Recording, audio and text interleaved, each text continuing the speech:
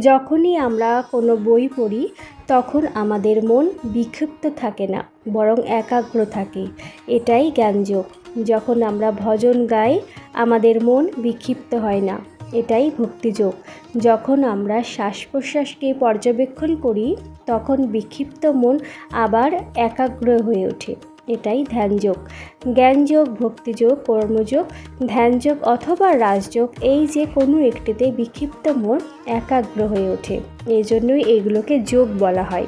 যোগের মাধ্যমে বিক্ষিপ্ত মন একাগ্র হয়ে ওঠে, একমুখী হয়ে ওঠে। যতক্ষণ মন বিক্ষিপ্ত হয়ে ওঠে না, আত্মা সুখী থাকে।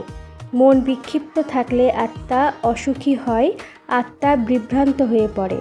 যখন মন নিয়ন্ত্রণে থাকে, যে কোনো যোগ অনুশীলন করে, যে কোনো উপায়ে বিক্ষিপ্ত না হলে আত্মা খুশি হয়। তারপর আত্মা দৈনন্দিন জীবনে কিছু বাস্তব ফলাফল অর্জন করে চলে। তাই আমরা সর্বত্র যোগ চাই। ধন্যবাদ।